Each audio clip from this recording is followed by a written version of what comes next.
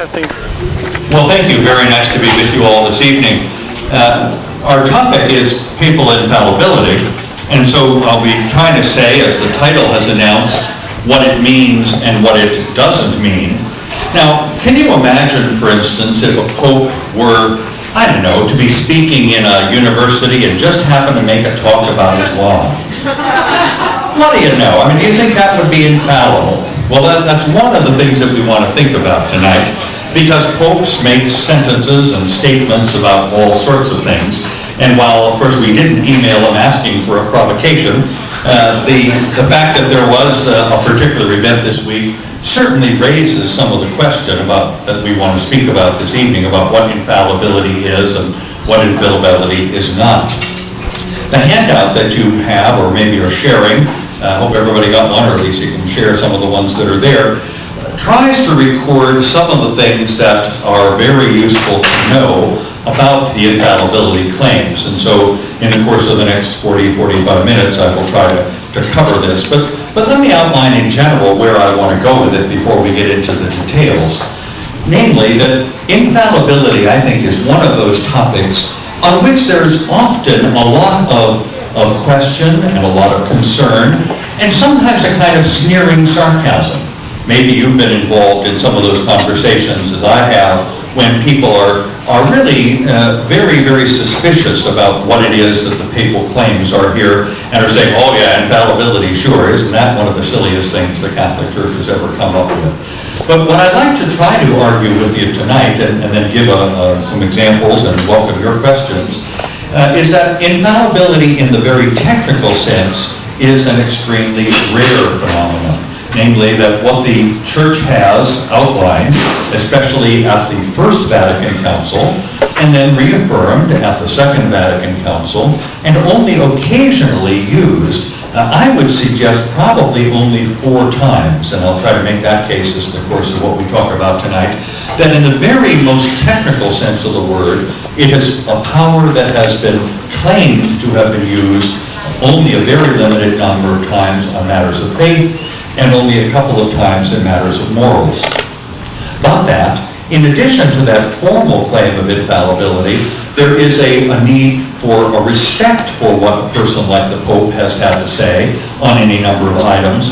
And what the Church is trying to do by making some of these distinctions is to help us to distinguish and to separate between what is simply an ordinary statement by a human being. If, for instance, the Pope were to lay a bet on a horse race, well, that would simply be a bet on a horse race by a man, no claim that he's going to pick back the winner.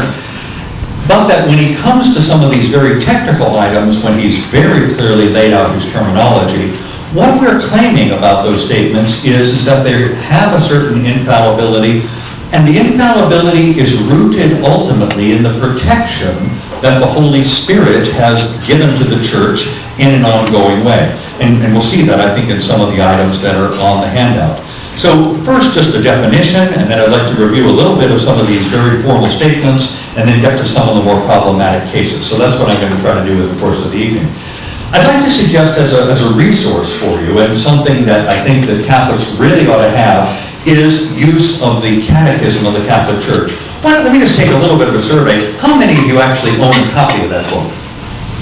I am impressed. Very good. I would ask, but I better not. How many have used it in the last week? No, okay, we won't get into that. But I really much would like to recommend that you think about using it. And of course, there are 2 important ways to use it. I mean, it's not the sort of book that you sort of open up and read all the way through, unless you have a problem with insomnia. So if you've got a problem with insomnia, I mean, that's when you start reading all the way through, and it will take care of that. Leviticus usually does it for me. But the 2 ways in which you use it, I think, are first, that you use the index. So when you got a question like infallibility, you look up on the index where that is, and be armed for bear for the next time that you're out drinking and going to win a cocktail bet. The other way in which I think one best uses it is to say, I really want to increase my faith life, and I really want to be formed in the faith on some specific topic. And the way in which the Catechism is organized is according to 4 big topics. Namely, it's organized according to faith, the sacraments, morality, and prayer. And on each of those 4 topics, it's divided into 2 sections, a section on faith in general, and then it goes through the lines in the creed one by one. And then a section on the sacraments in general, and it goes through the 7. A section on morality in general, and it goes through the 10 commandments one by one. And a section having to do with prayer, and it goes through the Our Father one by one. But what one could very well do is to take one of those sections and to work it through. Now the section we're in here, as you can see from the handout, has to do with the nature of the church, and in particular it's in that section on faith, which is organized according to the creed. If you remember from the creed that is said at Sunday Mass, there's a part that deals with the Father, a long section that deals with the Son, and then a short section at the end that deals with the Holy Spirit and the Church. And this comes from that section. And you'll find a number of items there, a number of 882 to 892, which are on the teaching office of the Church.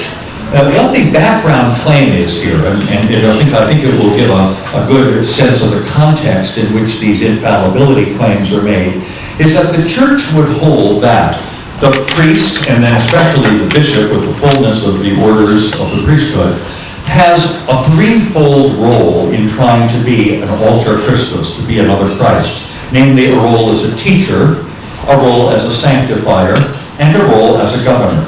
Well, admittedly, there are governance things, and that's what people like Cardinal Egan or any episcopal office any bishop would do. There admittedly are sanctifiers, and all priests participate in this. This is what we rely on for the Mass and for confession and the sacraments.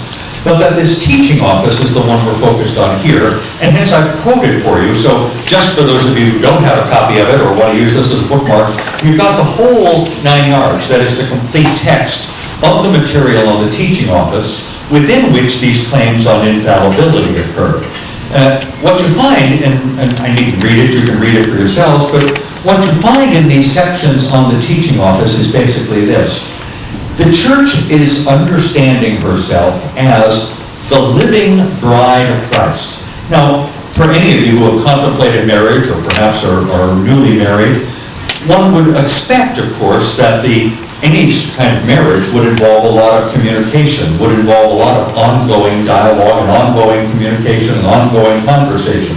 Well, no surprise that because the Church is regarded as the bride of Christ, that we would not expect her groom, we would not expect her husband to be sparing or stinting in any way with regard to the care that he provides for the Church or with the ongoing communication.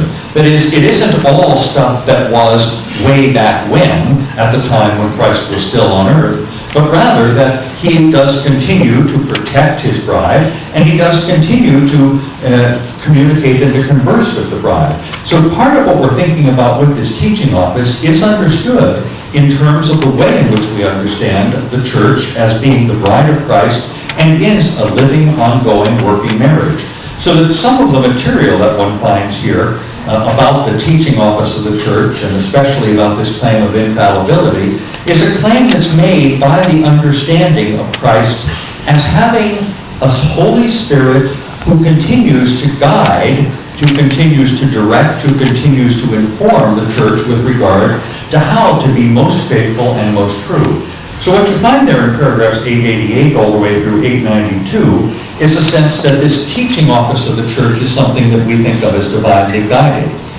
Secondly, it's not something where we are simply confined with regard to those questions about the teaching office or about infallibility, where we're confined strictly to repeating in a monotonous way or by a kind of a mechanical repetition of the things that have already been said.